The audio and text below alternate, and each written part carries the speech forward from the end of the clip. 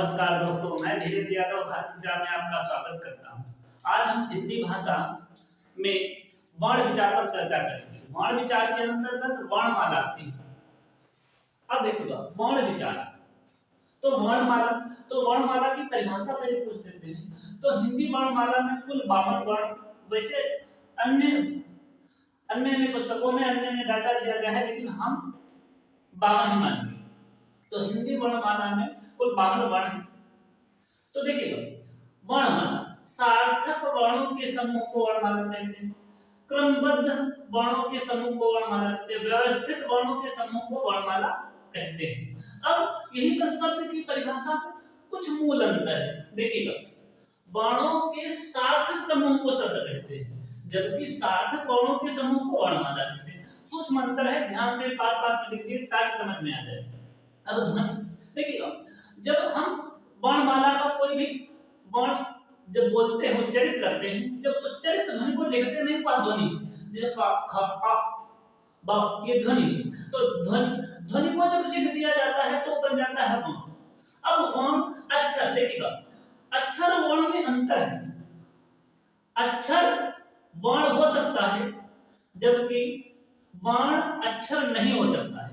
देखिए कहने का तात्पर्य है, जैसे हमने लिखा राम, अब हम देखो राम, तो इसमें अक्षर दो हुए, दो राम, जबकि वर्णों की संख्या देखिएगा र प्लस आ प्लस मा और प्लस आ। अब देखिएगा ये लास्ट में जो छोटा आ है ये ऐड नहीं किया जाता है, तो वर्ण 1 2 3 हो गए। कितने हो गए?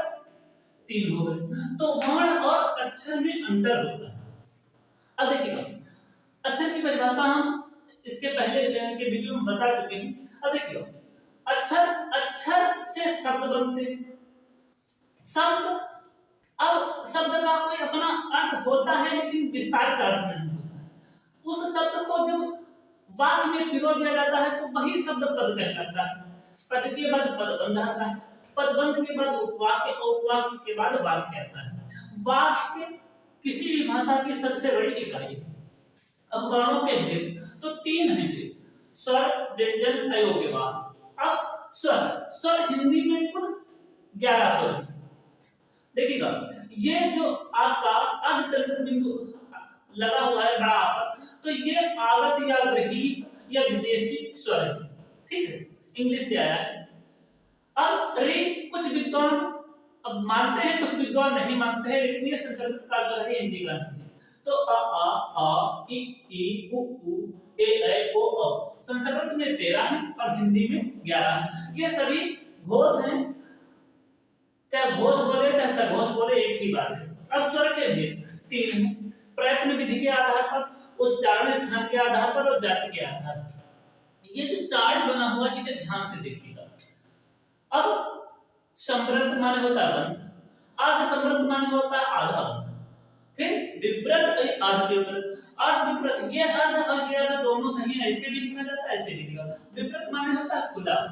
अब देखिएगा ये बंध आपका, और ये बस उ ओ औ अ आ, ये वृत्तमुखी। तो ध्यान से देखिएगा संवृत ऐसे देखिएगा ई उ और ओ, अर्ध समृद्ध ए और ओ, अर्ध विपरीत ए ओ और आ और आ, ये छोटा ये आ, फिर विपरीत में आपका केवल आ। तो देखिए मध्य में केवल आ, अग्र ई ए ये अग्र ऐसे, मध्य में ऐसे, पश्चिम में उ ओ आ और आ। देखिए ये जो उ छोटा हो बड़ा हो, ओ और ये आ, ये आपका वृत्तमुखी, जबकि ई ए आ और आ ये आपका अवृत्तमुखी है। अब देखिएगा आप विस्तार से इतने को आप बढ़िया से समझिएगा, समझ में आ जाएगा, तो आगे का डाटा समझ में बहुत बढ़िया है। प्रयत्न विधि के आधार पर तो ये 4 जिह्वा की स्थिति के आधार पर, ओठाकृति के आधार पर, मुखाकृति के आधार पर, उच्चारण समय के आधार पर। देखिए जिह्वा की स्थिति के आधार पर 3 अग्रस्वर, मध्यस्वर, पश्चस्वर, अग्रस्वर, मध्यस्वर, पश्चस्वर। तो ई ई, अगर में ई ई, ए मध्य में अ छोटा, ये छोटा बढ़ाओ ओ औ और आ। फिर आपका आता है ये हो गए। फिर ओष्ठाकृति के आधार पर तो दो है, वृत्तमुखी स्वर और आवृत्तमुखी स्वर। वृत्तमुखी में ये आते हैं छोटा ओ बड़ा ओ और आ, जबकि आवृत्तमुखी में आपके ई ए आ और आ। फिर आपका आता है मुखाकृति के आधार पर, ये होते हैं चार।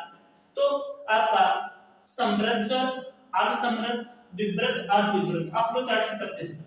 समृद्ध में ई उ यानी बड़ा ओ और उ, अर्ध में ए और उ, अर्ध विवृत में ए आ ओ और आ, विवृत में केवल बड़ा। तो देखिएगा इस रूप में ऐसे और ऐसे, ऊपर से ऐसे, नीचे से ऐसे, पश्चिम में।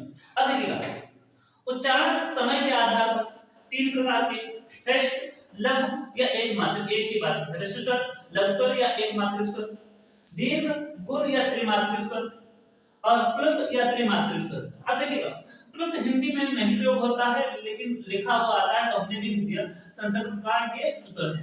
तो देखिए ह्रस्व स्वर, इसमें आपका छोटा, छोटी और छोटा, ये तीन है आपके।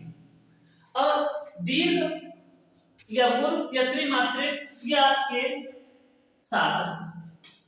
और अगर ये ग्रहीत स्वर को भी जोड़ लो तो आपके 8 हो जाएंगे, 8 हो जाएंगे। अपलुत स्वरों की संख्या हिंदी में 8 बताई गई है, लेकिन प्रयोग नहीं होता है। अब उच्चारण स्थान के आधार पर भेद देखो, तालव्य स्वर ई, तालुकंठ ए, कोमल तालव्य या कंठ अ, ओष्ठ उ और ओष्ठ कंठ या कंठोष्ठ ओ। यानी इनका उच्चारण कंठ और ओष्ठ की सहायता से दिया जाता है। इसका ओठ यानी ओठ की सहायता से कोमल तालव्य या कंठ का ये कंठ और तालु के कोमल तालव्य और के प्रयोग से किया जाता है। तालु कंठ यानी तालु और कंठ के सहयोग से, तालव्य के सहयोग से। अब देखिएगा जाति के आधार पर भेद दो, सजातीय स्वर और विजातीय स्वर। देखिएगा सजातीय स्वर में अ, ई और उ, तो ये 6 है। सजातीय स्वरों की संख्या अगर पूछेगा तो आप बताओगे 6। विजातीय स्वर तो बताओगे 4। देखो छोटा बड़ा का मेल जब छोटी बड़ी से हो ई हो से होगा तो ऐ, छोटा आ बड़ा का मेल उ और उ से होगा तो औ, जब छोटा बड़ा का मेल ए ऐसे होगा तो ऐ, छोटा बड़ा का मेल ओ या औ से होगा तो औ बनेगा। तो आपके विजातीय स्वरों की संख्या 4 है, सजातीय स्वरों की संख्या 6 है। तो जात के आधार पर भेद अगर पूछे तो 2 है। तो इस जो हमने लिखा है यह सभी परीक्षाओं में पूछा जाता है और यह आपके लिए बहुत फायदेमंद होगा। धन्यवाद।